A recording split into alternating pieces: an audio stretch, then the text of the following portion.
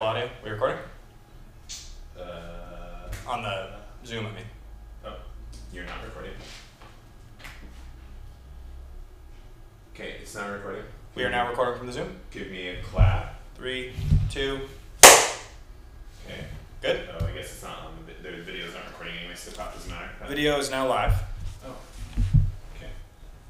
So, we're now live for the world to see. So, we're going to check our audio. As soon as we check it, then I'm going to tweet out these links and we're going to start the show. How you doing? Doing well. Cool. You can keep dicking around on the phone for a second. No, I just was lost in thought. Yeah, that's a good place to be. All right, Mike. So you are going to let us know if we're picking up audio at all. Is the live stream audio working, or does this mute button need to be changed? I can hear you guys on the live stream. You can? It's a little loud. It's loud? Yeah. Okay, so I should be able to turn this You can down. also turn the gain down if that's gonna. Oh yeah, you know this, Mike. We'll How are we sounding? Is it turn the sounding gain better? to half. Are we quieter? Are we still the same? Oh wow, we have 7 people, or 8 people. Already people, in the thing. People jumped in. Wow. Hey guys, what's going on? We're sound checking. Sorry, there's a pretty big delay, so I have to wait Oh, for right. the point where you turned it down. It's like the 30-second delay. We literally just did a live stream, a drunk watch along for my action movie show. Nice.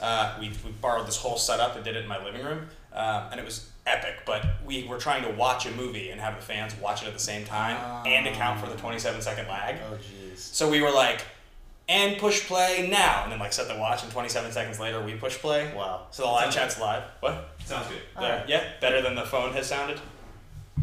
Cleaner, not as peaky. Yeah, probably. Probably. I would assume so. It's a much nicer device. Well, as long as we sound good, and I don't know which level it was set to, the Omni versus the others.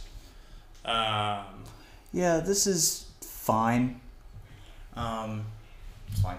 Do you think there's a better way to set it? Yeah, probably, but I don't want to mess with it too much. We're good. I mean, Yeah, it's good.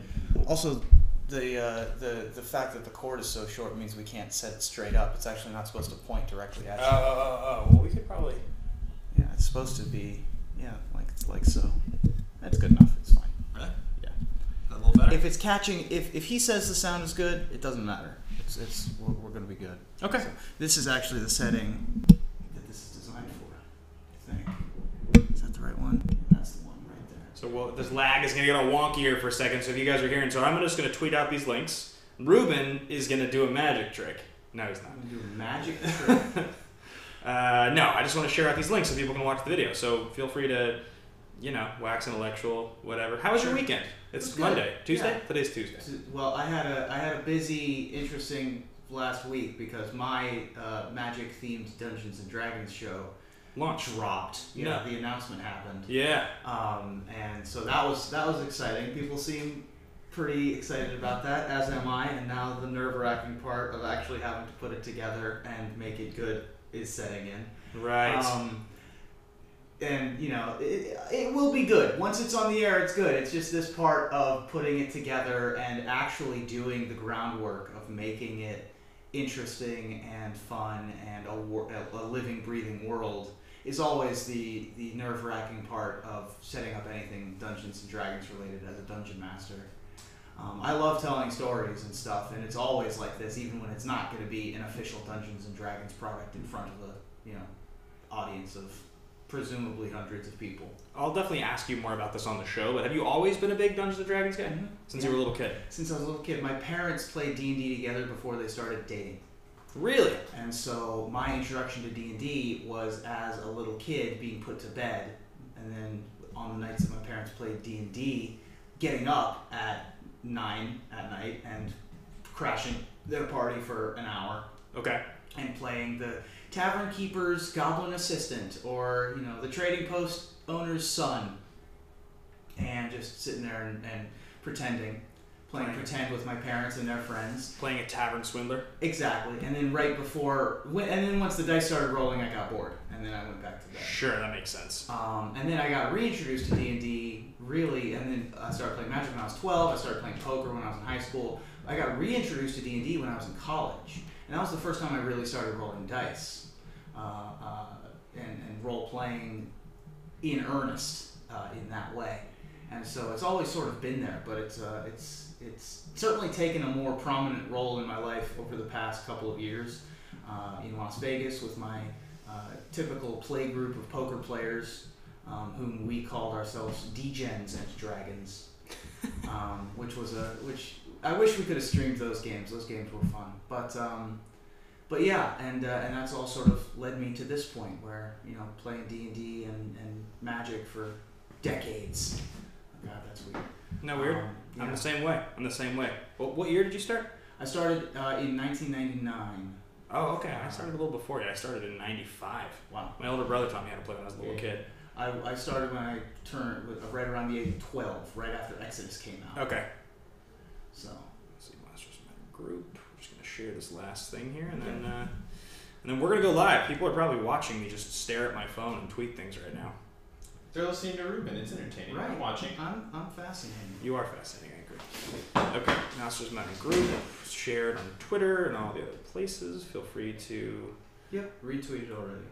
Okay. We're gonna turn the brightness down because my battery will undoubtedly die during this stream. How are we doing on audio, Mike? Huh? How are we doing on the audio? It sounds pretty good? You sounded good. Great. Last thing but not least, and then we're going to get into the pre-show thing. Great. Battery. No, low power mode. Good. Hopefully that doesn't mess with anything. There we go. The Evo stream. We are. People are listening. Great. Streaming to YouTube. Terrific. All right. We can watch ourselves be streamed. What's up? What's up, everybody? So we're not in the live chat. Michael Grothy's in the live chat. He's over here. He's our trusted producer. He's fiddling with a drop dot ball. It's not a euphemism. Is it though? It's a toy. Sure. Don't drop dot shame. Yeah. What's going on? Oh no, I was just. You'll catch up to that joke in 30 seconds. Okay. The most sarcastic thing to say on earth. That joke will hit you in a few years. So yeah, we're here, guys. This is the Masters of Modern podcast. It's not the official show yet. You're catching us in the pre-show live stream that we do every week. This is Ruben Bressler. You guys know him. He's a Magic personality, D&D personality, generally good guy. Knows lots of pro players' names that I wouldn't remember offhand. And yeah, we talk Magic here. So Alex is just finishing up his sabbatical, and Ruben is here to thankfully fill in and help us out. Yeah. So we have a lot of cool things to talk about today. We're just kind of getting set up at the live stream. It's fun that people are tuning in one by one and catching that this is live now. Somebody just said Mox Ruby and the Boss. That's my name in the movie trivia show. Nice. Love it. Yeah. I should go on that show. If you think I have an encyclopedic knowledge of Magic cards, boy howdy, let me tell you. Do you think that you could rival me with movie trivia? Maybe. It depends on what your wheelhouses are. I mean, I would argue my wheelhouse is pretty well rounded. Yeah, I probably can't. I mean, you do it for actual every week for not just a hobbyist like me. What would you say is the category that is strongest for you? Like 90s comedies. Okay, you're pretty good with 90s comedies. Pretty good with 90s comedies. Like in the sense, who played what and what. Yeah, and I'm real good with which actors are in what movies. I'll give you a quick 90s. We'll give you some specialty in your category. These won't be too hard. Now I'm going to embarrass myself. I'll go easy on you. All right. Who plays the brother that Chris Farley says brothers don't shake hands, brothers got a hug in Tommy Boy? That's Rob Lowe. Okay, there you go. It's a good start. It's a softball for you. Right. All right, let's keep going. This Mike Myers film famously was made before he did the Austin Powers franchise. It is the only well-known comedy that he was in and starred in. The only well-known comedy that... Aside from Wayne's World. So, yeah, I was just going to say... The non-Wayne's World Doesn't Wayne's World have like 8 sequels? And so before the Austin Powers movies, he was in So I Married an Axe Murderer. There you go. Okay, there's one for you. Which is one of my favorites. It's a good I love one. that movie. Okay, what year saw the release of the 3 iconic Jim Carrey comedies, Dumb and Dumber, Ace Ventura: Pet Detective, and The Mask? Same year, all 3. Wow. That's a hell of a year. Yeah, crazy, right? 93. 94. Close. Movie release dates is my best category. No, fair. Yeah. In fact, give me 3 movies. Name 3. See if I can get it. For what? The year. See if I can guess the for year. a year. Just movies you like, any movies. Young Frankenstein. Ooh. Brooks. That's good. That's a tough one. Let's do some modern.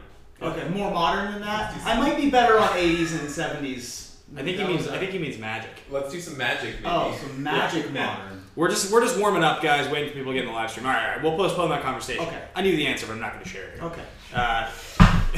I'll do 90s forward next time we play that game. Yeah, no, that's okay. That's okay. All right, so guys, we are here for the live stream on the Masters of Modern podcast. I got sidetracked because obviously I love talking about movie trivia. But today we have a special guest. And it is Ruben Bressler, as I mentioned already. He's here. We're going to talk about some really fun stuff. Coming up on the show today, we are going to be talking about the face of Magic in 2020, where we expect it to be, a number of other things. And we're going to be talking about kind of all the different iterations of Magic that will exist in 2020. So whether it's digital presence, multimedia, competitive play, secondary market, all that stuff. So, without further ado, I think we probably should get into the beginning of the show, which is our pre-show live stream pack grimoire. What does that mean, guys? What does that mean? I'll tell you exactly what it means. You're seeing this thing here. This thing here is a Wizardry Foundry grimoire. Okay? So the grimoire, it's like a carrying case for Magic cards.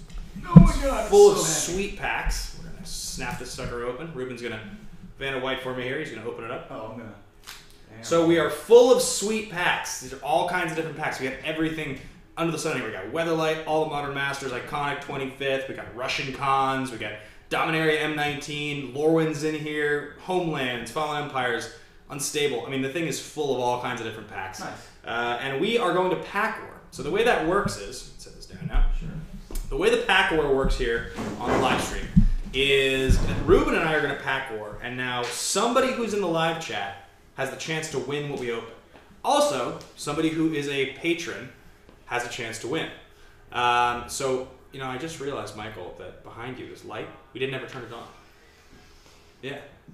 Nice. Wow. Yeah, much better. The live stream is the live stream. So, yes, the pack grimoire, we're going to be opening up. We're going to be opening up a pack each from this box. We're going to be pack warring against each other. Somebody on the live stream has a chance to win what we open. Also, somebody in the Patreon, because we have a patreon.com/MMcast, has a chance to win. One of those two things is going to happen. If you happen to be a patron and also watching live, then you have double chances to win. Exactly. Yeah, thank you, Kyle, for the congrats on the Battle Boss funding. Appreciate that. So, without further ado, I suggest we get started. Michael is going to angle down here the camera. It's kind of a complicated maneuver because we have this mic that's kind of in the way, but we're going to see if maybe moving it off to the side is going to help. Yeah, it looks okay. Great. So, now Michael's going to help us out with a random number generator, because we have to pick the packs. Yeah, it looks good. Yeah. So, random number generator, Ruben is going to pick first. Ruben is going to represent the Patreon, patreon.com/TheMMcast. Well, I'm on the Patreon team this time. You are. To the live chat. Last time I was live chat. The live chat's won every single time. Oh, we've my done goodness. this. Yeah, literally. 8. What? 8. Okay. 1, 2, 3, 4, 5, 6, 7, 8. Looks like we got ourselves. I am so happy. Unstable? I think that's what we got here. We got Unstable. All right, Ruben's going to be opening Unstable. I'm so happy. 67. Okay. Unstable's a bad one for pack war, though, because there's a bunch of contraptions that have no converted mana 6, cost. 7, 8, 9, 10, 11, 12, 13, 14, 15, one 16. per pack? Is that how contraptions work? 17. I don't know. I think so. Unless it's a rare. Is it just one per pack for contraptions? I don't know. I think it's well documented that I pay no attention to the unsets except for the lands. Fair. I got a Shadows over Innistrad. Nice. Yeah. Shadows over Innistrad. Oh, Shadows, not So it's going to be Shadows over Innistrad versus Unstable. Very and if it's nice. a tie, we open another set of packs. Also, it should be noted, we're going to be giving away a Grimoire. You see this cool thing? We have one we're giving away. Wizardry Foundry has been kind enough to every other week allow us to give one of these away. So whoever wins this is actually going to get these packs inside a Grimoire shipped directly to you. Very cool. So we're going to move this out of the way now. And the way you got to do it, guys, if you're in the live chat right now and you're watching, you just have to enter your name somewhere. So you got to just enter your name in the live chat. If you're watching, just say, if it's Brandon S. Russell, just type Brandon S. Russell. Make sure that we see your name, and at the end of it, we're going to randomly select somebody who has posted their name in that live chat during the course of this. So I suggest we get started. If you win. If I win with somebody in the live chat. And then if I win, it's someone On the Patreon, so it's randomly selected patron. Great. All right, here we go. I love the tokens. Oh yeah, they're With, so sweet. Foil spirit. Beautiful. Right there. Yeah, With the really. full art on the back. Really It's nice. So yeah, you're right. Oh, There and is I got a one. regular spirit. Yeah, Look perfect. at that. Interesting. All right, Nice. they cancel each A other out. couple of Doom Travelers. Yeah. All right, I'm gonna go first here. I got Ghostly Wings. Okay. So Two. I gotta beat it 2. Yep. Well, I have Capital Offense. So that's a 4. Okay, so I gotta try to catch up to you. So I got Inspiring Captain. That's a 4. So now I'm up to 6. I'm just gonna zoom in a little bit so people can see these cards a little more Well, I'm closely. starting off with a Wrench Rigger, which is not that great. That's going to assemble a contraption, so we might as well get this Boom Flinger out here. Oh, you got a 0? Because no, well, Boom Flinger is the contraption. It has the weird back for the contraption. Ah, yeah. So we might as well get that out there. But fortunately for me, I do have a Stinging Scorpion as my next card, so I'm now at a total of 10. Wow. Okay, and I'm at 6. So I'm gonna deny existence and get up to 9. But then I'm also gonna Drown Yard Explorers and get up to 13. So I'm currently beating you 13-10. That's not going to last very long because I got an It That Gets Left Hanging, which is a CMC of 6. How are you winning right now? 16 Wow. is the new number. Okay, and I've got 13, so I'm going to go up to 15 with a Vessel of Volatility. Then I'm going to throw in a Thornhide Wolves. That's a good one. Yeah. 5. There you go. Yes, but I got 7, 11, 14, 18, 20 right now to you. Old Guard puts it up to an 18. And then Wall of Fortune's going to cancel everything out. There we got a 20. So we're 20-20. All right. So we can reset the board. I think I'm up on resources. We've been playing 1 for 1. so, I'm gonna take yeah. over the I game got- pretty soon here. I've got 6 here. Yeah. Yeah. This is the only card with Defender in any of the 3 unsets. Really? Yeah. Interesting. I was looking that up because I have an Arcades EDH deck and was wondering if there were Yeah, any right. walls that I wanted to put in that deck. 2 Ground Pounder. Rancid Rats. We're gonna go 1 for 1. All right. I'll go now. I go Fiery Temper. I got a 3. Ooh. Well, I've got Target Minotaur. Oh no! I've got another 0. I have an entirely normal armchair, Ugh. which is the D&Dest of D&D cards. But this will let me go up to a 6. Chittering Doom. Okay, 6 to 3, and I Clip Wings is gonna put me up to 5. Then I got Behind the Scenes. It's gonna put me up to 8. All right. I think I have 2 cards left, maybe. I've got a few more than that. Yeah, I've got this Steam Flogger Service Rep, which puts me up to 9. Okay. I've got this. This 3 is gonna put me up to 10, 11. All right. Well, my last card is a strong one. Well, I've also got A sick land. Oh, I have another contraption. I didn't realize I have an The forest should Insufferable be worth Typhoon. money. Just Yeah, we should go. just be worth. So we got the foil. We got the forest. We got the foil spirit. We've got a graveyard busybody. A 6 drop? Ending strong here. So 6, 7, 8, 9, 10, 11, 12, 13, 14, 15. So I've currently got 11. So I need to get 4 more. Yeah, 5 to beat you in these last 3 cards. Unfortunately for me, Highland Lake. Yeah. It's an uncommon. Oh, we got it though. Oh boy. We got a mythic. We got an Ulvenwald Hydra and a Village Messenger. So I get the win here. Yeah. So the winner of this pack war is going to get themselves an Ulvenwald Hydra. They're going to get themselves a foil token, a full art forest, and with this graveyard busybody if you want that. Right. So Michael's going to look through. So what I got the win, which means that once again the live stream gets the win, right? Yes. Always, every time. Once more. Yes, every time. So, Michael, and that's also the winner, by the way, of a Grimoire. So a Grimoire as well as all the cards here. Yeah, it's a pretty big one. So if you're in the live chat, make sure you've entered your name here, and Michael is then going to let us know the name that gets there, so we can give that away and we can ship that out. Any of you that have won these prizes in the last few weeks, if you have not received your cards yet, those have not yet been shipped out in the last 2 weeks' worth. We have them in a pile here in the office with Alex out of town. I'm running a lot of the show here, but that is something we're going to do soon, so be patient. The stuff will get shipped. And now we're going to get set up for the show. So, Put this back in the middle. thank you. Appreciate that. So, Michael's going to let us know. Corey Stitcher. Corey Stitcher? Stitcher. Stitcher. Like Schwarzenegger saying Stitcher? Yes. Corey Stitcher. Come on. All right, so we got Corey Stitcher with the win. Get to the Stitcher. Get to the Stitcher. Go do it. Come on. Did you see the new Predator? I didn't, and believe it or not, I had multiple chances. I had screening in New York when I was there last week that I had to skip.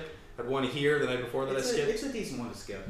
That's kind of was my. I'll be honest, it was my favorite Predator movie, but that's not a high bar. Wait, you don't like the first Predator? It's fine. Oh, the first This Predator. one was my favorite, is what I'm saying. The first Predator is an all-time film. First Predator's great. It's the greatest. Alien vs. Predator is not great. No.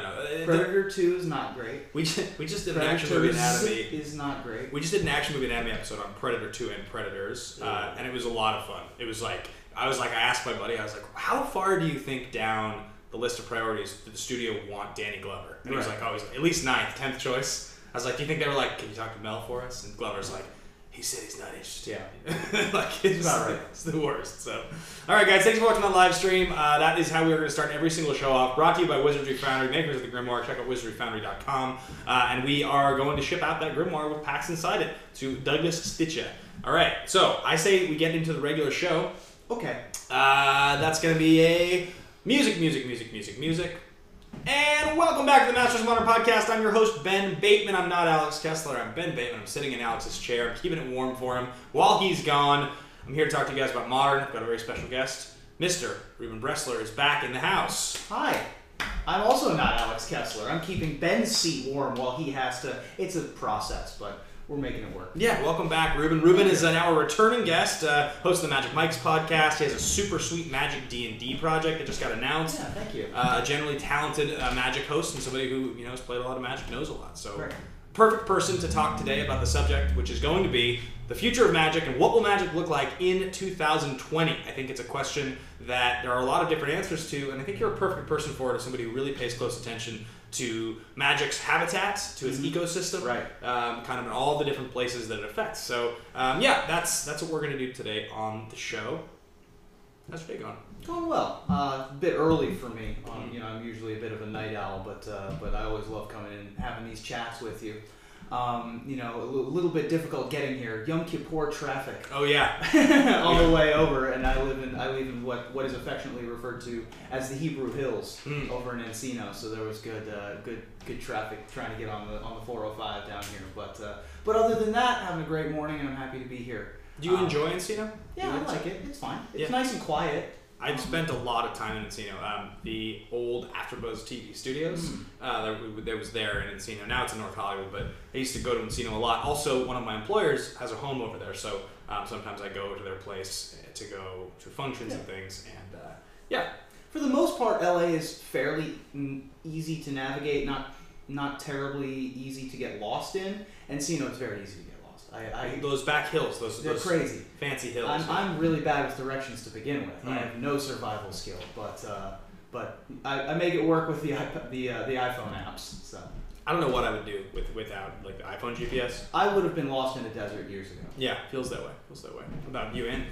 So guys, we're here to talk about the future of Magic. Before we get fully into it, I want to do a quick couple shout-outs. The first one is a big thank you to Wizardry Foundry for giving away one of these awesome grimoires and some packs. We did a pack war on the live stream just a second ago. Big thank you to Wizardry Foundry. We are on Patreon, patreon.com/MMcast. There's always an opportunity to win the free packs we're giving away in that pack war on the Patreon. You'll be entered as one of those two places. And also, the last shout-out before we get fully into the show is that we're on YouTube. You guys might be watching this right now. You might be listening to this right now. But we are growing this YouTube channel. It's very important to us. We avoided YouTube for the longest time, and now we're on there. And we really want to build the presence up. We have some huge opportunities coming up. And if you guys want to help us, the biggest thing you can do is either subscribe to YouTube or donate to the Patreon. They're the two biggest growth factors that we have going right now. And it would mean the world if you did. So that's what I will say. Let's get into the topic today. Have you been paying attention to the Guilds of Ravnica spoilers? Oh, of course. I mean, how can you not be? It's Christmas 4 times a year for Magic players, sometimes more often than that. And yeah, there's plenty of interesting new toys for lots of different archetypes that are in Guilds of Ravnica. Yeah, that's a pretty interesting set. The Ravnica sets always have a pretty big impact, it feels like, on Magic. The first one obviously incredibly iconic, very impactful, shock lands, all the great multicolor cards. Mm-hmm. But on top of that, the second one really has had a pretty major impact over the years. Yeah, absolutely. I mean, on Modern, even after just talking about Standard, obviously that Standard environment, particularly with Innistrad and Return to Ravnica, I believe that was what it was. That Standard. I remember format. the fetch lands, the shock lands, and the comes into play untapped lands that you control basic land type were in the same format together. I'm assuming in my head that it was in Innistrad. I'm not recalling specifically. If you go back to the sets and when they all came out, you definitely had M13 was the core set between the two, and Return to Ravnica was the fall set that came out after Innistrad and Okay. Abyss. So yeah, that standard environment was very iconic. Lots of people loved that format. Obviously, Sphinx's Revelation standard. But a bunch of those cards have had a huge impact on Modern over the years and on Legacy. Massive. Not just Abrupt Decay and Deathrite Shaman from the Golgari Guild, but plenty of other things as well. Oh yeah, I mean, even just like Goblin Electromancer. Yeah. I mean, I think when we did our top 10 Izzet episodes, which you guys can find on the YouTube channel, I believe Goblin Electromancer was my number 1 most impactful card. The best modern Izzet card. I think Alex's was Electrolyze. Sure. But I mean, Izzet Static Caster's in there too. Yeah, There's but again, a couple of other sideboard cards. Yeah. We're talking about all cards from these guilds. Yeah. I think this is something that Michael and I said last week, and I really believe that the Ravnica multicolor cards are so impactful because they represent the truest version of the identity of those color combos. Yeah. So while you have like blue-red pirates, or you have like combinations of blue-red and cons, Izzet feels like the most true version of what a blue-red card is supposed to feel like. Right. Same with Golgari, the same with Selesnya. Like they all really, when I think about what that color combo feels like to me, it's usually represented in the Ravnica Guild. Yeah, right? I think that the first multicolor set was Invasion. Yep. And really what they were trying to do with those two color combinations was see where the colors intersected and try to not print an offensive card in red and blue, right? Like Razorfin Hunter is a red-blue card that taps to deal damage. That's not an offensive card in blue, that's not an offensive card in red. They didn't really explore what it means to be a blue-red card. No, because as you're mentioning, it's like they were the lowest common denominator in terms of like the way the cards were to work. So like great example of this would be like what's the Jund charm? Is it Darigaz's charm? Yeah, Darigaz's charm. And so it's got Lightning Bolt, Giant Growth, and Raised Dead. Yeah. It's like those are the 3 modes, right? So they were just like, we're gonna literally take 3 cards that you guys know, we're gonna put them onto 1 card, and it's gonna cost those 3, and you choose one. As opposed to the guild charms, which are interesting from Return to Ravnica, where there was, for example, Azorius charm has a white mode, a blue mode, and then it has a white-blue mode. Yes. Which I think is really interesting and sort of embodies that. So yeah, certainly Ravnica, a hugely relevant plane to all of the Magic formats. Yeah, I agree completely. So it's been a lot of fun to watch that. As we watch sort of the world react to it, there are discussions of, how's it going to affect Modern. We already have talked about Assassin's Trophy. Yep. There's just, every spoiler season you new can one today, there's a new Tajik that looks like it might slide into Modern Humans. What card is it? Tajik, I forget, Mentor of the something. It's a 3/2 for colorless red-white that has haste and says that other creatures you control can't be dealt non-combat damage. Wow. It has Mentor, and you can pay a white and a red to give it first strike till end of turn. Wow, that sounds powerful. Yeah, that's a lot of words to put on one creature. It does sound a little slow. Might be. It has haste. Yeah, I mean, It protects you from Pyroclasm. I agree, but I do think that one of the And things. Chain Whirler for what it's worth. Yeah, I mean, I definitely think that that's a strong point, that it protects you from wraths, from damage-based wraths. Right. But also, like, Militia Bugler is already like falling out of that deck. Of course. And that was like a super solid, easy to cast 3-drop. Yep. So that deck just, for the 3-drop slot, it's so tight. Well, you know how difficult mana is in that Humans deck. They really have struggled with their lands. Ugh. So anyway, guys, the conversation today is going to be more about what we expect Magic to look like in a year and change. What will Magic look like in 2020? So I think we're going to tackle this from 4 basic axes. In my mind, there are a couple places to focus on. The first one is competitive and organized play, which there was a big announcement about an increase in Pro Tours we're going to get to in just a second here. The second one is going to be the digital presence. So that plays a little bit into that organized play stuff, but also with Arena, kind of what's going to happen to Moto, what can we expect there. The third one is going to be additional multimedia. So people have been talking about the movie, possible TV series, big Magic licensed products for a long time. I kind of want to postulate what do we think is going to happen there. Right. And then the final one is the secondary economy. A lot of discussion about counterfeits, the reserve list recently, and Magic Finance. I think I'd like to talk about a little bit where do we expect Magic to be financially in 2020. So those are the 4. Let's jump right into the first one here. Big piece of news came out beginning of the week last week. Yeah. And it was we are getting 2 more Pro Tours. There are going to be a total of 6 Magic Pro Tours in 2019. Was this something you expected? Did you see this coming? Honestly, no. It seemed like they were pretty married to the 4 sets being released a year and the 4 Pro Tours a year, with their World Championships and their Team Series as their sort of 5th and 6th events. Adding these 2 additional Pro Tours led to a couple of things, not the least of which is that we no longer will have Pro Tour set name. It'll be Pro Tour City from now on, which I'm going to mourn a little bit. But when you have 6 Pro Tours and 4 sets, you can't really do it. Right. I honestly didn't expect there to be more Pro Tours. I thought they were just going to keep making the Pro Tours bigger. But instead, they've sort of gone in a go wide strategy rather than trying to keep making the 4 Pro Tours bigger. So they've kept the prize pool the same size per Pro Tour, which means that the overall prize pool is going to be 1.5x normal, which I think is fascinating. They have reduced the number of players that are and going they're to going to that's exactly right. They're going to reduce the number of players in each one. There's I don't know how it's going to work out. I mean, whenever they change the OP, it's a little bit hazy. Like, you don't know whether things are going to work out. You don't know what experiments are going to work and what isn't. And they've been changing a lot ever since Chris Cox took over. Yeah, they do keep mixing things up. I mean, that's definitely something they are attempting to do and really, really focusing on making it a different feel. And I think there's a couple different reasons there. But at the bare minimum, you did mention each of the new Pro Tours that they've introduced are going to have a $250,000 prize purse. Yeah. So from a basic visibility standpoint, which I know is part of what they want to do, they want to be able to say, it's not $1 million anymore. It's $1.5 million now. Right, exactly. And the Tales of the $1 million Pro Tour from Jeff Cunningham is going to have to update its name if that series ever comes back. Please, Jeff, bring that series back.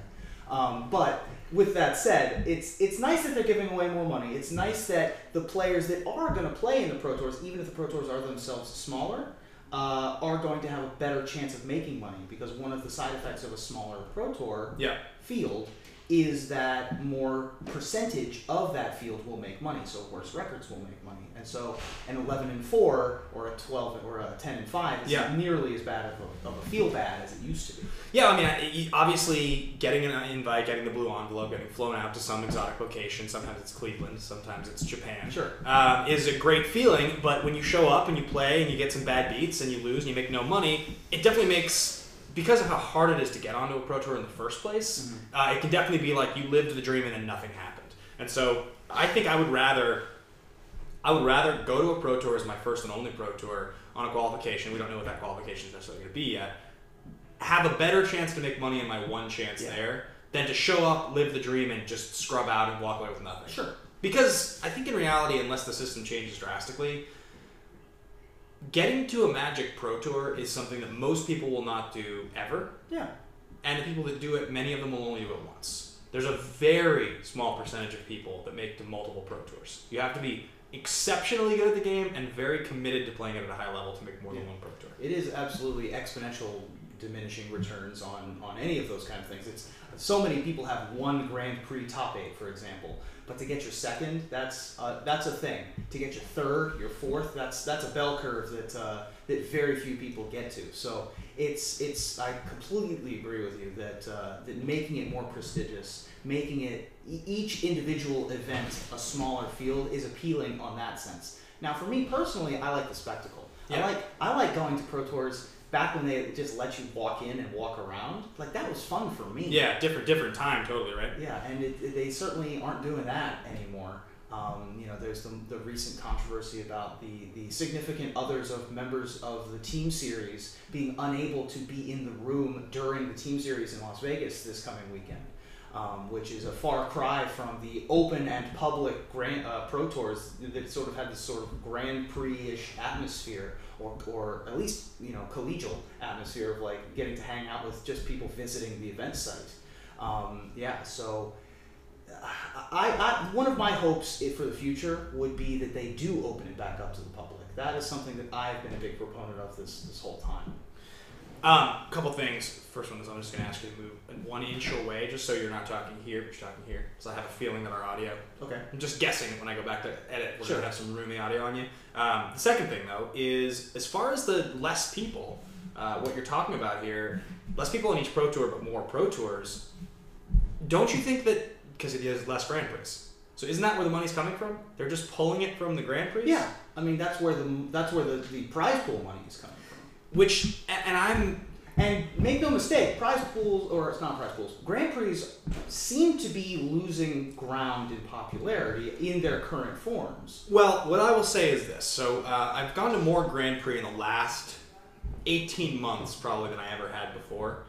Multiple GP Vegases and team series and things like that. I've gone to a couple and played with listeners of the show on my teams and things like that. Really have enjoyed going to Grand Prix a lot. What I've noticed, Vegas, awesome. Yeah. Great event, huge, very much like a convention. Right. The team events, the big exciting ones, they're great. When I went to GP LA 2 weeks ago, aside from our meetup and chaos drafting we did, which was fantastic, it was super fun, the actual event itself was not great. Right. I would describe it as sleepy. That's what it felt like. Yeah. It felt like, I know there was like 1,500 people. It felt like there was 600 people. Mm-hmm. And I'll tell you what, standard. Yeah. That's the problem.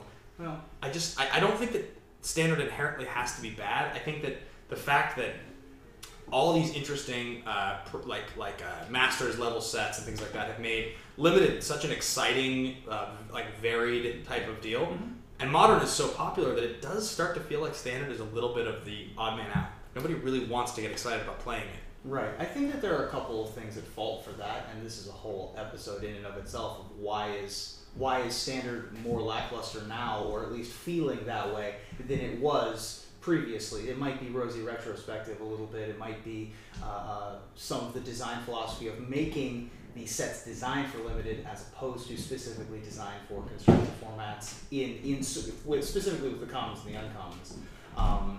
And there's lots of reasons for it, and that's unfortunate. And I totally agree that Grand Prix in general have felt more sleepy, have felt a little bit more muted, more sepia-toned. I was at Grand Prix Los Angeles, and that was a very small GP compared to how big Los Angeles usually is. And it was partially because it's an August GP, it's a back-to-school GP. Yeah. But there's lots of things at fault for it, but there's no mistaking that the proof is in the pudding, that they are smaller than they probably should be.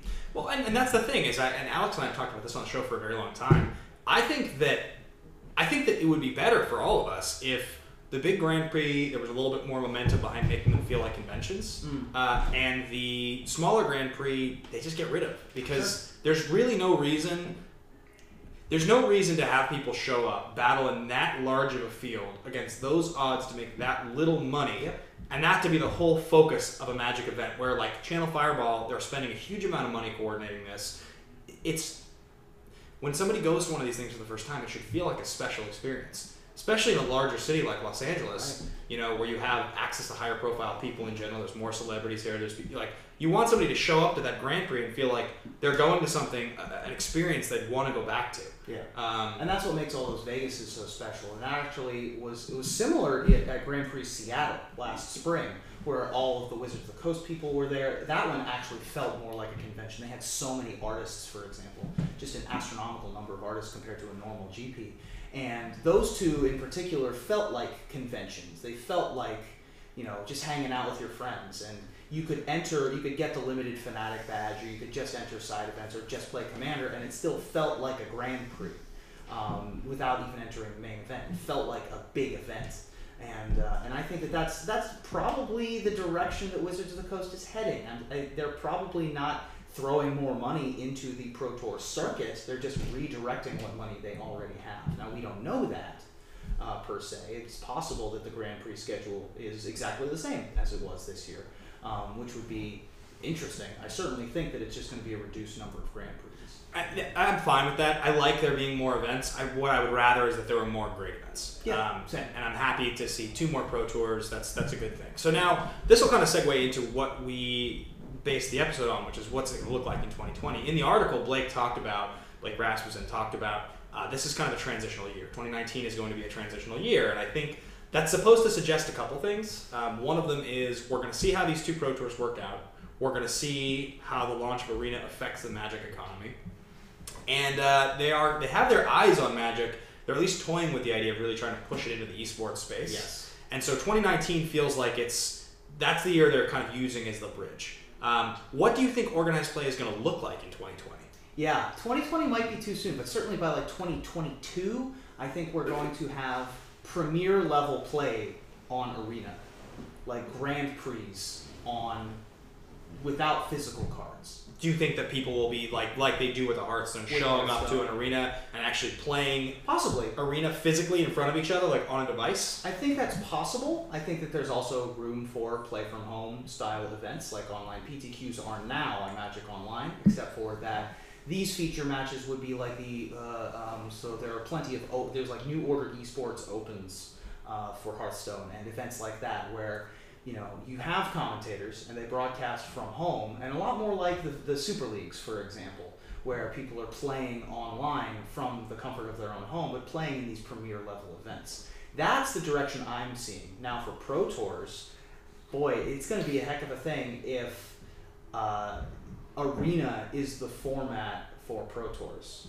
Because I think that's where we're headed. That's the direction. I mean, I don't see that at the end of the tunnel, but that's certainly the tunnel that we're in.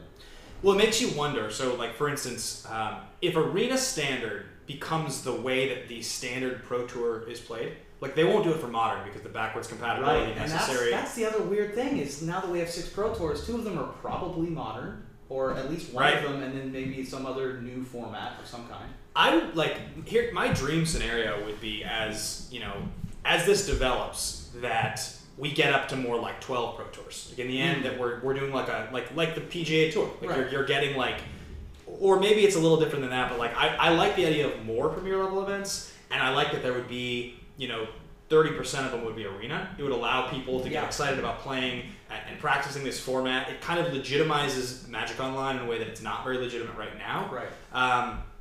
But it also would mean that Modern could be pushed as a paper format. I think that's the direction. I would be totally happy if we cut the Grand Prix schedule in half, got it up to 12 Pro Tours, and figured out that Arena was going to make enough money they could inject some more marketing budget behind it. Like obviously I'm just throwing out numbers right now, but that to me is like the goal. The goal is that Magic starts to feel like every single month there's a super high level event you can qualify for to go win a lot of money. And yet I still want to have the ability to go see. A big thing for me is the community and the friends that I've made, and like the opportunity that I see a lot of folks that I haven't seen in a long time to see them all in the same place are the Magic Grand Prix, or Star City Opens, or other conventions like that, convention style atmospheres. Even if it's a Grand Prix that is more tournament based, at this point in my life, I'm not a tournament player. Like I'm not expecting to win or make day 2 of a GP at this point in my life. But I am still going because I want to see these people, and that cutting that away. And also for me and for us, being unable to interface with the fans, being unable to get face to face with Patreon supporters or other creators, right? That's a big cost as well. Don't you think that like if we had maybe not 12, but let's say we had 8 Pro Tours, sure, or 8 or 10, and you cut the number of Grand Prix in half, but instead of having them all over the place, you have like basically once a month an opportunity in the United States in a major city. So you only are really doing LA, New York, Chicago, Atlanta, Seattle. Like you're focusing on the biggest locations where if you want to go there, it's going to be a little bit of a destination anyway. Like that's for me like the big thing about Vegas is like when I go to GP Vegas, it's so fun. It's a destination, but it's really as opposed to Pro Tour Cleveland. It's like super fun. No offense to Cleveland or to Richmond, but it's not like Vegas or Seattle or Chicago. You go somewhere, you're like, I'll stay an extra day or two. Yeah. I'll see some friends. I'll see the city. It's a worthwhile expense just to go. Staying in a hotel in Vegas is a fun experience. Period. So it's worth going to Vegas just for that. So I think that's kind of a cool thing to think about. Now the other argument that we've made on Magic Mike several times is instead of traveling around the United States, build a Magic the Gathering arena in Seattle. Build a home for the Magic the Gathering Pro Tour. That'd be so sweet. It'd be dope. And you could put the Magic Pro Tour Hall of Fame in it. A Hall of Fame that doesn't have a physical location right now. You can have all of the people who are at Wizards of the Coast be at every Pro Tour, see it on the ground, see what the competitive atmosphere is like. Your players can plan around being in Seattle 2, 3, 4 times a year, and that you can you control so many more variables that way, rather than trying to put something in a convention center in Cleveland in the winter because it's cheaper, putting a convention center in Barcelona in the summer because it's cheaper. That's why those Pro Tours are in those locations, is because they're not during peak tourist season for those. Cleveland's a beautiful city in the summer. Right. Barcelona's pretty miserable in the middle of June. So it just makes so much more sense to just put it in Seattle or LA if you really want to, or somewhere on the East Coast. But we've talked about that so much on Magic Mike's, and it is a little staggering that they haven't brought it up or I'm sure they've had the conversations. When you talk about building an arena, it is important to remember that them injecting $500,000 extra for a year of prize money is already like a huge challenge, and building an arena is going to cost tens of millions of dollars. Michael, our producer, is looking at us. What do we got in the chat? We have somebody in the chat asking about foreign GPs.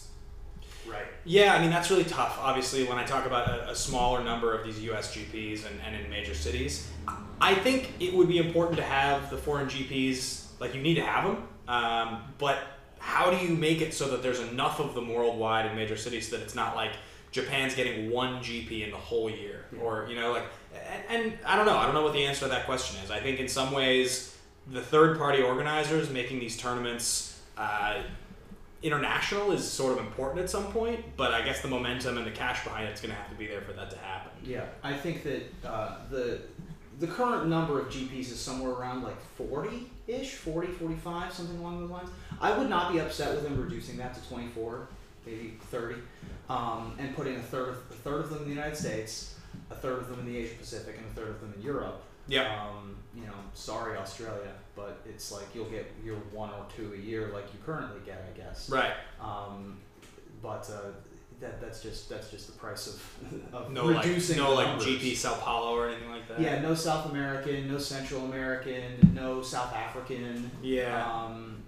It's tough because you want obviously to be able to do that. Of course, maybe you can alter that a little bit. Like if you have 30 GPs, you put 10 of them in the Americas. Yeah. Then you put 10 of them in Europe and Africa and most of Asia, and then 10 of them in Japan, China, and Australia area.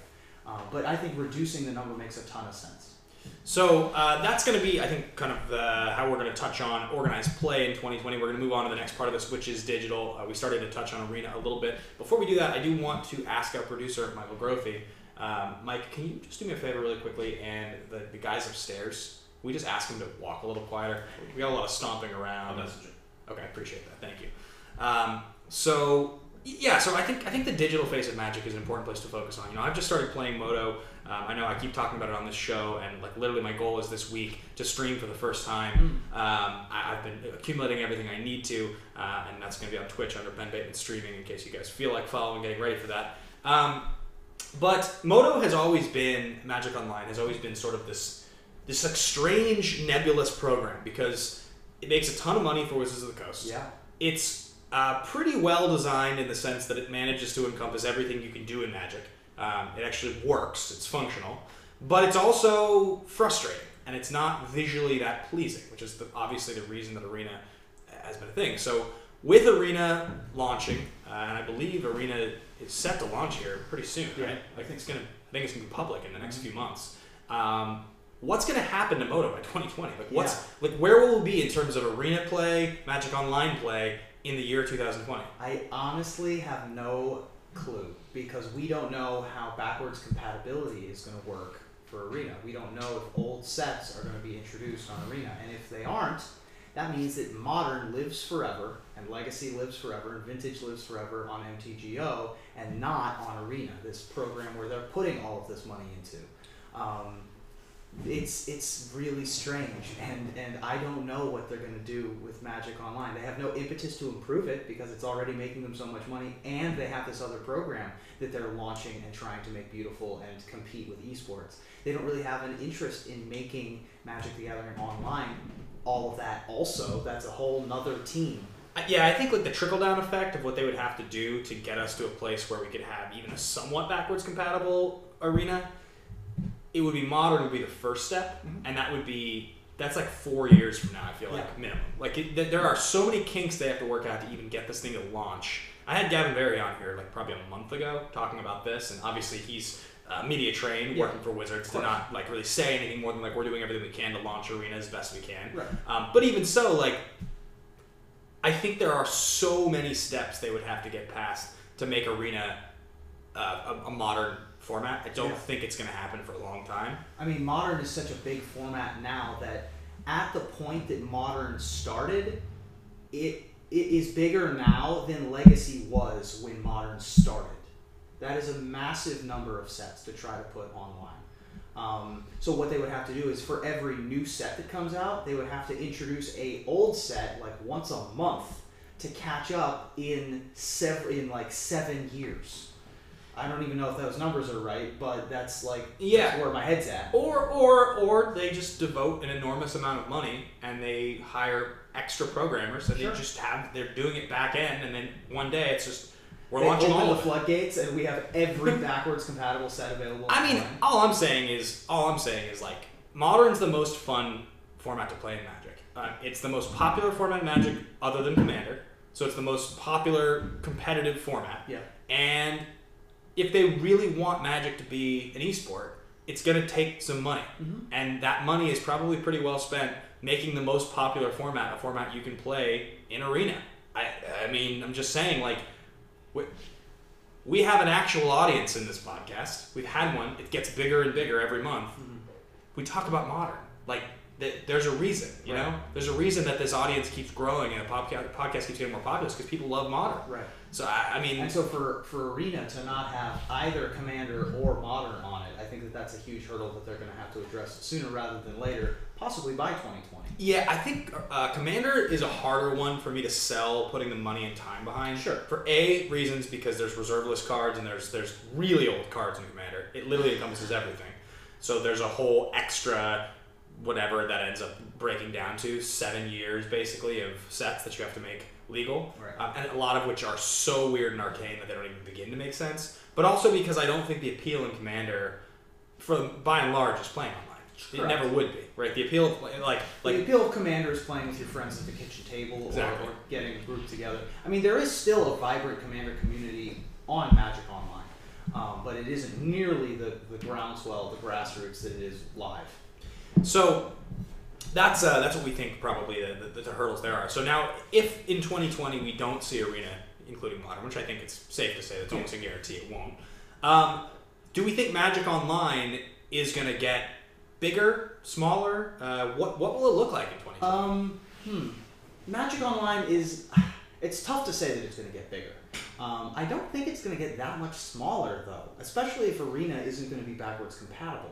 If it's the place that you can play Cube, for example, if it's the place that you can draft, flashback draft, if it's the place that you can do that kind of stuff, it's still going to have its audience. It's still going to be making money for Wizards of the Coast. It'll exist until such a point as that all of the people that want to play those formats stop playing it. And so it'll sort of, much like the life cycle of an MMORPG online, once people start fading away from it, it stops gaining viewers, and it's not going to be a quick drain of players, but slowly but surely it'll deteriorate, and then eventually the people and the rest of it will leave, and it'll sunset as a program.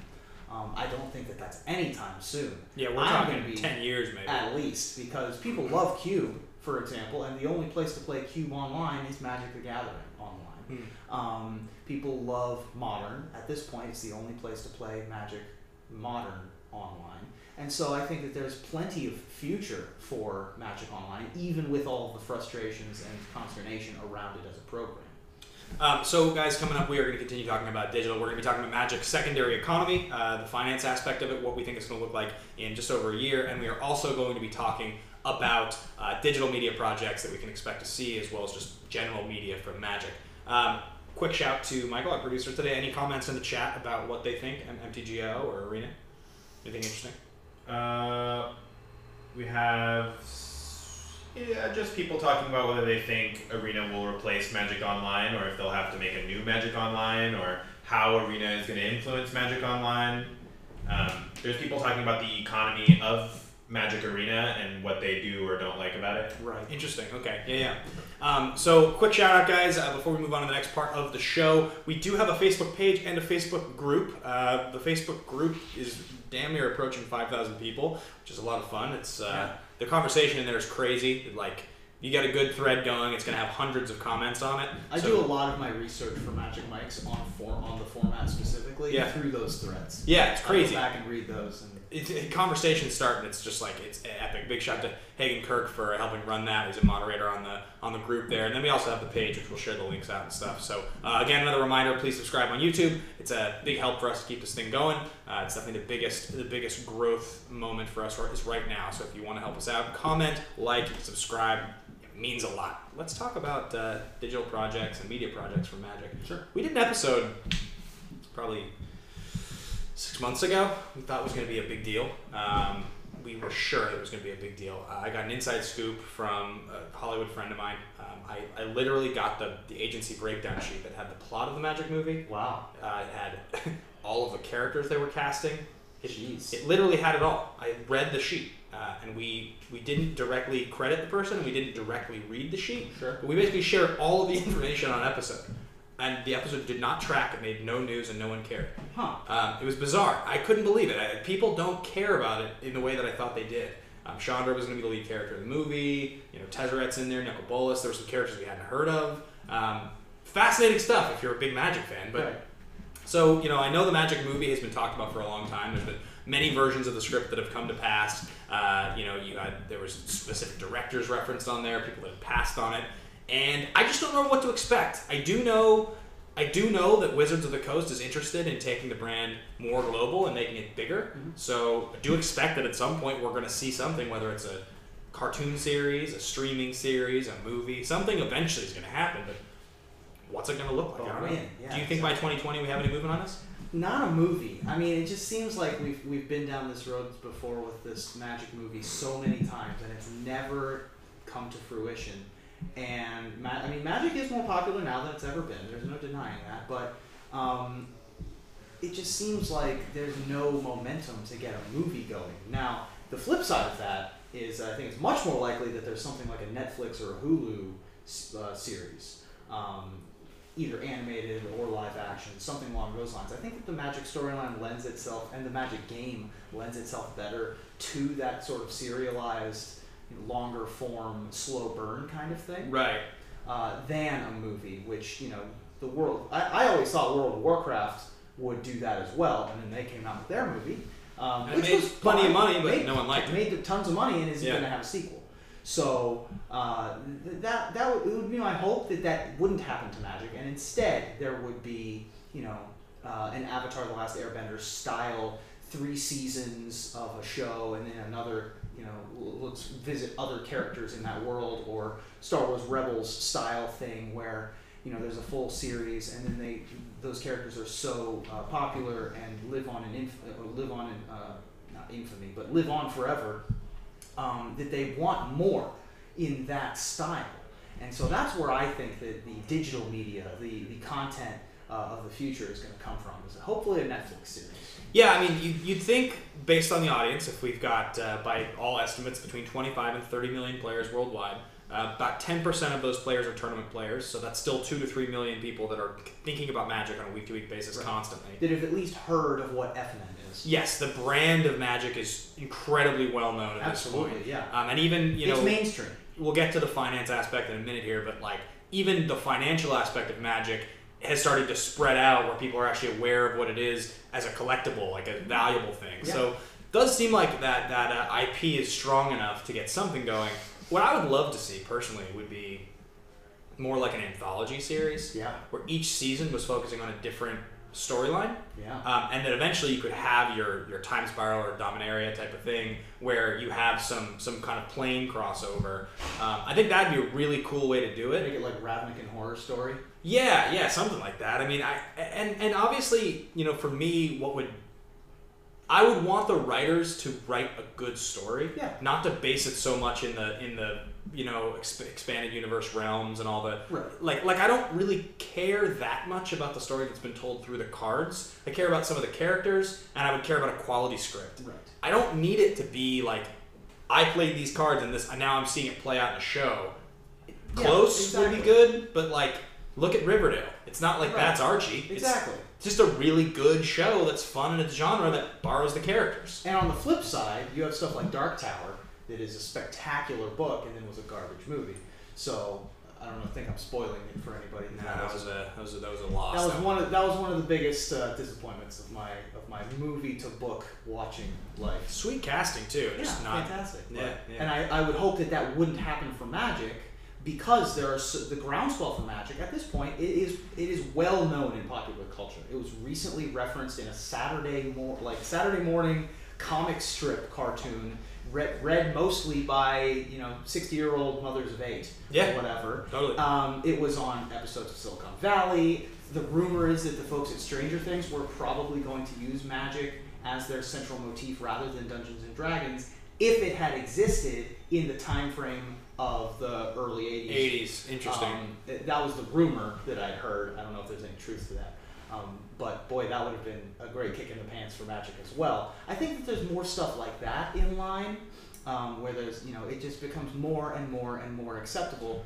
A lot like comics, for example. Well, for sure, and yeah, definitely. You saw what happened. The movies started getting made. They started making money. Then the MCU did a good job, and now comic books. It's like literally like movie news shows. It's about comic books. Like that's the most relevant, significant part of the movie industry now. And you flash back to the early 80s when these comic book companies were going out of business, right? So the other thing is, don't be in a rush. I think 2020, I mean, we don't even need to talk about, we could be talking about 2030 for the Magic movie. This is way in the future. I don't think it's going to take that long. I do think that them pushing Arena properly is going to be essential to the growth of the digital space. Like, I think finding that movie or that streaming series is the temperature is going to be taken when Arena hits, and what's it look like after a year of adoption? Are people behind it?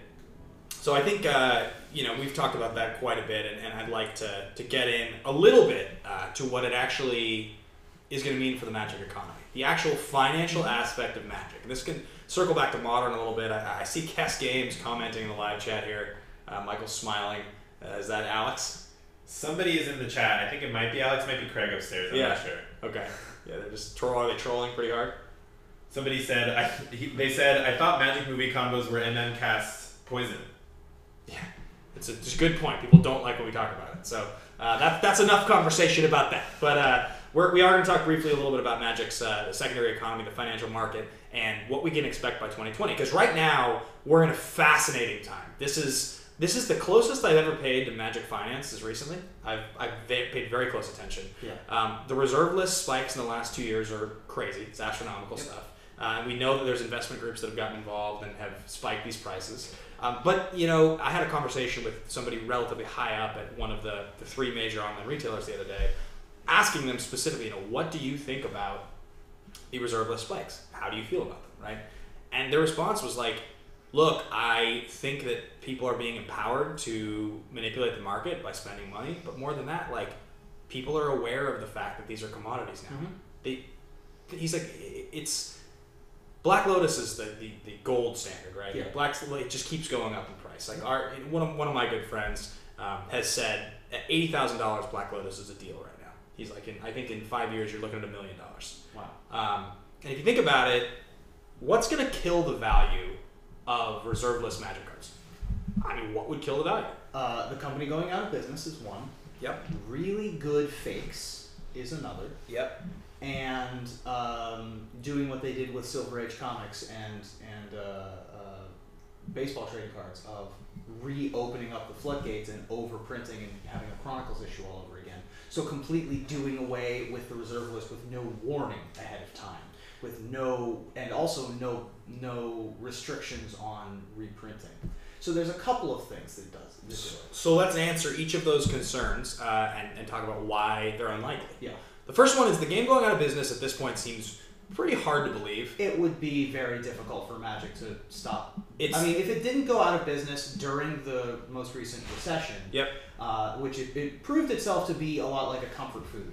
Magic did not suffer nearly as much as other similar industries. It's the best designed game ever. Yes. It's the most fun game. It's kept me and everybody I know that's played it engaged most of our lives. Like, if you go away from it, It's never something that you come back to and you're disappointed by. It just keeps getting better and better. Yeah. A better job. They just keep making it more and more interesting. So the game going out of business seems very unlikely. Based on lack of interest, seems very low. It's also managed to outlast all of its competitors, and even in the influx of esports and online digital, managed to stay incredibly popular and gotten bigger than ever during. It's the only one that has stayed that big. It's very rare that the first is also the most successful, and Magic has managed to do it, and it doesn't show any signs of slowing down. The second is really good fakes. Now, the counterfeit issue is a real issue. The bigger it gets, the more expensive the cards get, the better the technology is going to get to make these fakes. Now, we know Wizards is taking legal action and trying to shut these factories down.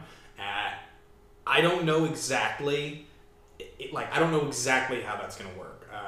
How they're going to be able to combat that. What I do know, counterfeiters, by and large, are off-brand people that are trying to make a quick buck.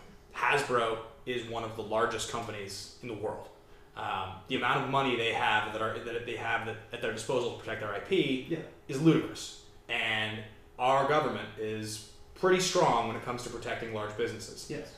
So my feeling is that it seems pretty unlikely they would lose that battle if they really started to go to town. I agree with that. I think that the issue comes from that I'm worried about is when it's not small time hackers and small time counterfeiters, and it gets to be large companies, or relatively large, maybe 10 times, 50 resources, times, that have the resources to actually produce fakes of the type that we're actually afraid of.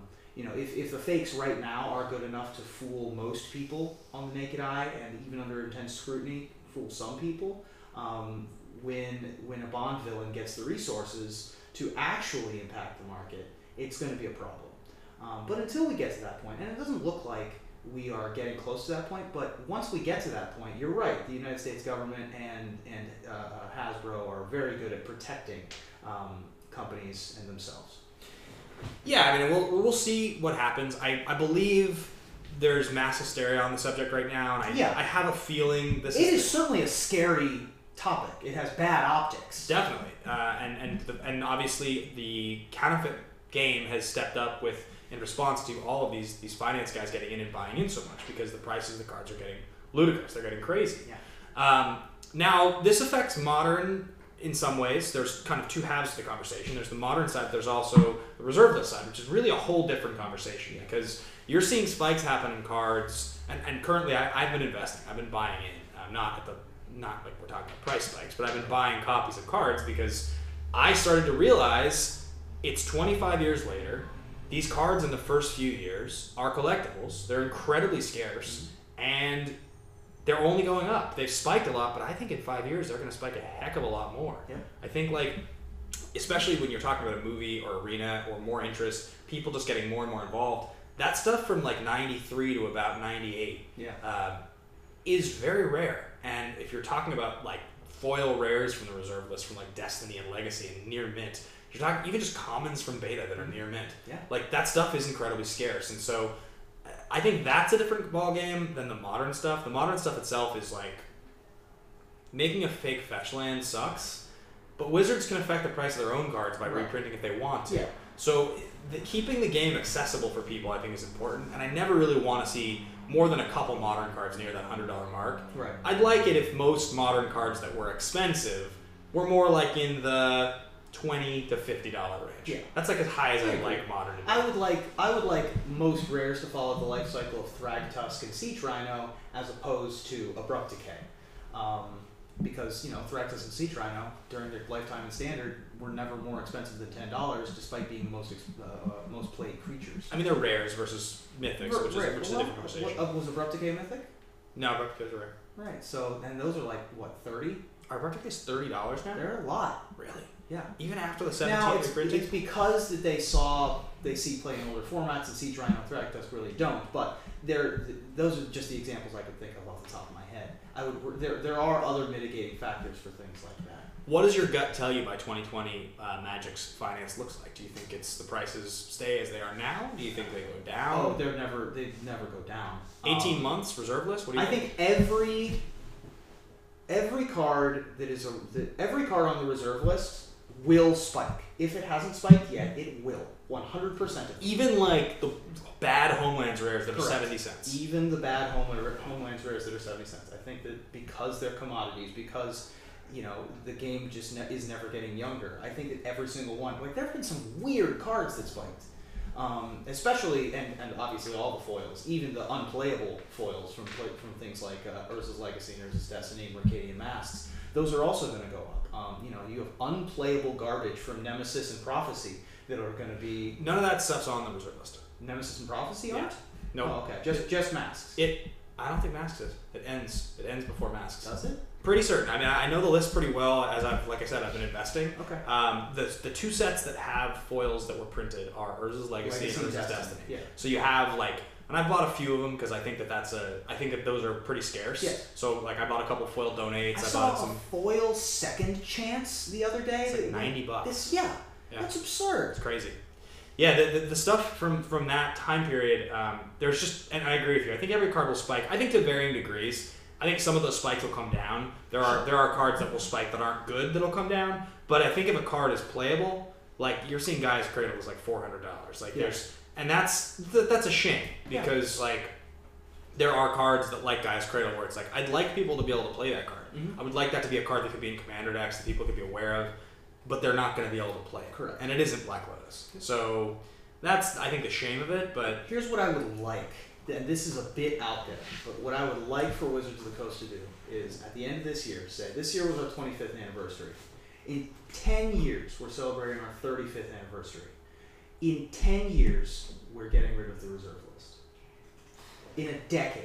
I don't think it helps. Well, okay, it helps and it doesn't help, right? Because is there a number where it helps? No, because it's a nebulous topic, and I'll tell you exactly why. One of the reasons is because some of that stuff I'm talking about, the scarcity, that won't affect those cards. Sure. Beta Benelish Hero is not going to be less money unless they find a way to exactly reprint Beta Benelish Hero. But even then, it's like a reissued edition. It's not going to be the same thing. And people aren't collecting that card because it's good. They're collecting it because it's old. It's scarce. It would help with things like Dual Lands or Gaia's Cradle or cards like that. And those old versions can maintain their value. You don't need to print Beta Black Lotus. You can print 35th anniversary Black Lotus, right? That's what I'm saying. Yeah, I mean, you would have to find a way to make it pretty scarce to not screw things up. Sure. It would not be. It would be like San Diego Comic-Con promo rarity level. I just don't know if I want that. I almost think that Magic's old stuff. How many cards do you think there are on the reserve list where they see consistent enough play in multiple formats that the reprinting would really help Magic? It's almost exclusively the Dual Lands. They're the top, right? There's about 15 cards and 10 of them are Dual Lands. Yeah, the other ones that aren't Dual Lands, it's Gaia's Cradle, City of Traders, Gaia's Cradle, Grim Monolith. Yep. Yeah, that's about it. There's a couple others. But yeah, there's very few. Those are the most important ones. Right. Yeah, without a doubt. Yeah, because you've seen reprintings of a lot of them, like before they changed the foil rule. Yeah, it's an interesting conversation. I think by 2020 you're going to see things. I mean, my guess is 18 months from now things are going to look pretty much identical to how they look now. Yeah. The reserve list is just going to be worth 100% more than it is now. Yeah, the thing is they'll that look double by probably in 18 months. Yeah, Wizards of the Coast is a Goliath at this point. It is slow to react, and the reserve list and the pricing and the investors are moving faster than Hasbro and Wizards of the Coast can on it. And so that's why they have to start thinking 5-10 years ahead, is because by the time they're thinking about it then, like you said, Black Lotus is going to be worth $1 million. And that to me is not. I don't need Black Lotus ever. I don't ever need a reissued Black Lotus. Sure. It just doesn't matter. You can play it online, you can find a way, but a paper collectible Black Lotus needs to stay what it is. It's the Babe Ruth rookie card. Yeah. You have to have those classics, in my opinion, stay what they are. The Dual Lands are the hardest conversation to have because people need to play them, but well, there was an article written by Saffron Olive Yeah. Who suggested no reserved list legacy as a new format, which pretty much gets rid of those few cards we referenced and the Dual Lands.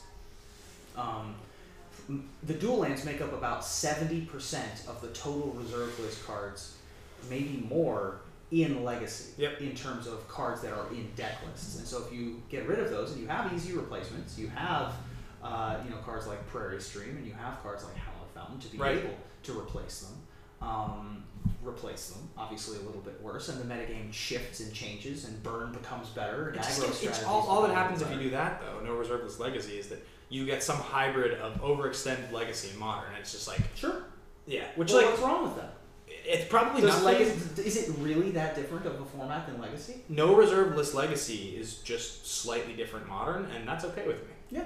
I'd play that format. I'd play the crap out of that format. Yeah, I mean Legacy. Every deck gets different tools when you move back another 13 years. So Yeah, I mean, there's a couple cards that you'd probably want to ban. sure. I don't think we would want Force of Will in that format necessarily. But I don't know. Like that could be an interesting conversation to have. I don't know. We're running out of time, so I think. But I mean, there's so many variables about specifically the biggest central issue is that Hasbro and Wizards of the Coast cannot officially recognize that cards are worth money on the secondary market in their language. And so being unable to say it out loud and be able to have those conversations really ties their hands behind their back. Yeah, that's definitely the hardest part, is that the secondary economy is a completely independent beast. So anyway, guys, that's going to wrap us up today for the episode. Thank you guys so much for listening. Thank you so much for watching.